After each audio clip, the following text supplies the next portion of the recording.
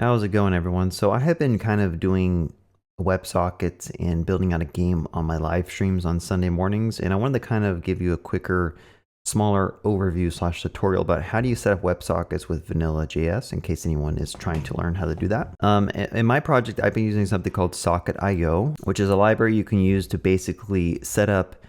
It's kind of like WebSockets, and it's not 100% the same implementation as WebSockets. You can see here, it's built on top of WebSockets protocol, and it provides some additional guarantees like fallback to HTTP long polling. So it's a library that really helps you build WebSockets. If you follow the docs, it's actually pretty easy to get going. And how I got it set up is I'm going to just cut to the code and show you real quick. Typically, you have a server, and I'm going to be using Node and Express to kind of wrap this WebSocket server and host a bidirectional communication between the client and the server. So if we go to my server code, it looks like a lot of code from the get-go, but it's really not too difficult to understand. So first of all, let me show you. I have a project set up with npm. So you can get this going by saying npm init y, and that'll create this package JSON, right? And inside of this npm script, I created a dev script, which is just going to run nodemon on this index file. And then I also have a start script, which will just run the same index file. So if I go down here and run this, I'll say npm run dev, that's going to host a server on port 3000, which is going to run my WebSocket server and then also host this public directory. So let me show you this index.js and kind of walk you through the code. So this is requiring the Express package. It's creating an Express service, but then it also starts setting up a WebSocket server using Socket.io. So we have to create an HTTP server using this HTTP module that's built into Node. And then we create a server by passing it this Express app that gives us back a server object, or we get a server constructor from this Socket.io package. We pass that server into this, we get an IO object, and then we can actually start doing things with the sockets. So all this is kind of boilerplate. You don't have to memorize this. You don't have to like really know what's going on. You just have to copy this into your project. But the thing that's important to understand is this IO object. So when you have this IO object, you can do .on and you can start listening to different events that are coming in from the client. So typically what we do is you say on connect, and then when someone connects to your socket server, it prints out a message here. And you also have access to this socket object, which is what we're going to be using to sending messages back to the client. And then we listen on port 3000. And then we also host all the files that are in this public folder. So this is just like a normal Express application. So if you're kind of familiar with Express, you should kind of be familiar with this code. And let's look at the index.html because this thing is also being hosted. So if you look at this file, this is all there is to it. The important part down here is that we are importing a script from socket.io/socket.io.js. So if you notice here, this is an absolute path. What this is doing is wherever this file is hosted, it's actually going to make a request to this localhost 3000, Socket.io, whatever. So just the fact that we basically set this stuff all up, it's hosting a file for us automatically that the client can just import directly and then get set up with sockets. So this is all the client-side code you really need to be able to start using sockets if you're using vanilla JS. With React or Vue, it's a little bit different. You probably have to import a separate npm package, get that set up. But then on line 15, when you call socket equals IO, this is going to connect to the WebSocket server that's running on that same host. Okay, so if you decide to have your socket server running on a different location or a different port, then you probably have to actually pass in a URL to wherever that is. It could be like a WebSocket URL like this. But anyway, if you leave it blank, it's just going to connect to your local running host, which is typically what you might want. So with all that being said, once you have this socket object, you can also do a .on connect, and this is going to call a callback function when we are successfully connected to the server. Let's go ahead and just go clear this console, and I'm going to go to the UI and I'm going to refresh the page. I want to show you what happens in the network tab. So if you're not familiar with this network tab, there's a WS toggle you can click. And when you click it, it's going to print out all of your WebSocket connections that are created against your server. So if you look here, it's doing a request to this WebSocket URL, localhost 3000 socket.io. And if I go to payload or messages, you can see the different messages that come in from the server. Now in this case, we haven't sent any messages from the server, but we will be able to do so. So all we're going to do is we're going to keep this basic. We're going to go ahead and make a button on the front end. I'm going to call it ping. And when someone clicks on this button, I'll give it an ID of ping button.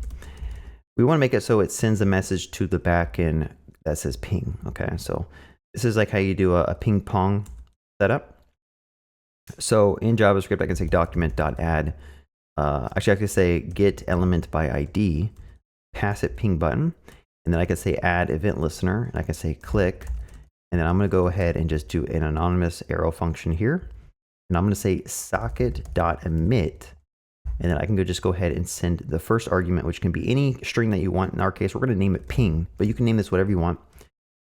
And you can also send some data over. So I could say like 5, or I could say hello, or I could send an actual object. So I'll just say like name is Bob.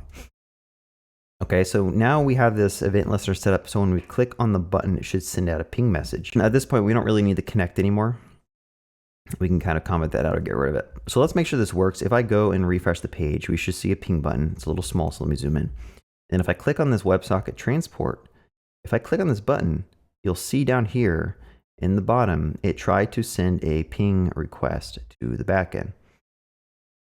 Okay, like this. And if I click on it, hopefully it's not cut off on my screen, but you can see down at the bottom, it sent a ping and then also a name. So we are successfully sending some data over to the backend. Let's look at the backend now, because the backend doesn't know how to process that yet. Right now, all we care about is connecting and disconnecting. But if you wanted to listen on the event that we just created, inside of this callback for the connect, you can say socket.on, and I can say ping, and then we're going to get back a data object, which would be whatever the front end decided to send over, which I believe has a name in it. So I will say got ping of data.name. Now I want to point out that this socket object is the individual connection to that client. So if you have, for example, 15 tabs open to localhost 3000, you're going to have 15 socket objects that you can actually send messages to individually. Now, if you wanted to broadcast an event to everybody, you can actually do that using the IO. So I could go ahead and say IO.emit, and then I could put whatever message I want here, and that'll broadcast it to everyone who's in my WebSocket. There's different use cases for different things, so just keep that in mind.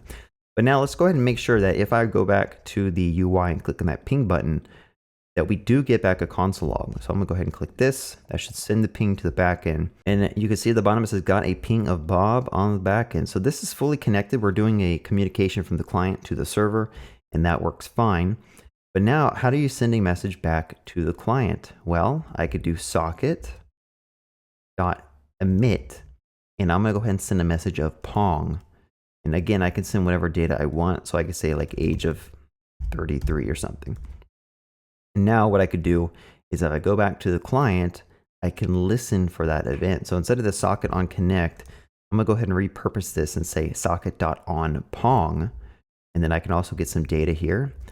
And then I'll just go ahead and say Pong age was data.age, I believe is what I'm sending. So now we kind of completed the full circle between the client and the server communication. So if I refresh this page and go ahead and go back to my console, if I click on ping, notice that it does print out Pong down here, right? And then the server is sending back the Pong age of 33. And if I do show you one more time in the network tab, let's refresh, click this.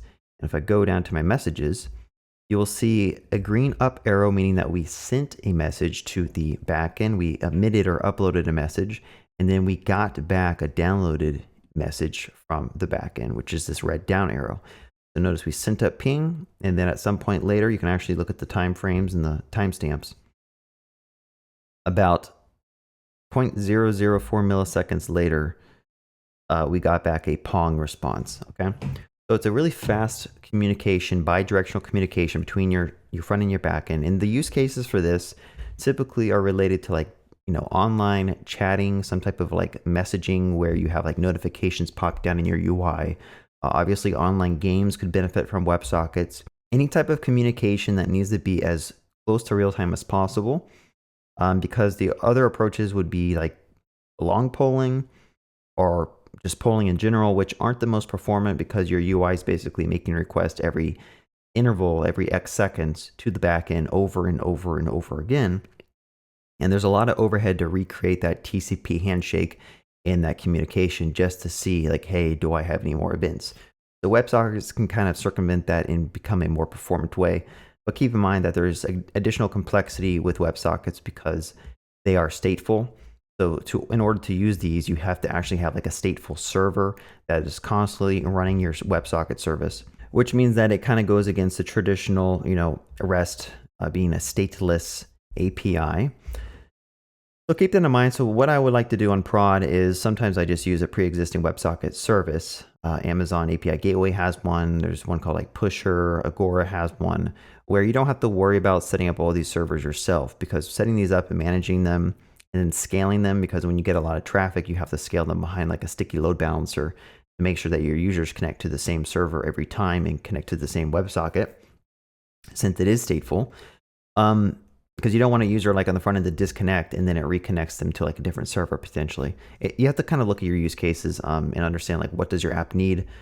Sometimes you can get away with just connecting to whatever WebSocket server you want, and that's good enough if you've coded your application correctly. But yeah, that's about it. I wanted to kind of share that with you all in case you guys are interested in like how do you actually set up a WebSocket communication between your client and server, and this is really how you can do it using Socket.io. Now there's lower level implementations using the WebSocket client on the browser, and I think Node has a WebSocket implementation.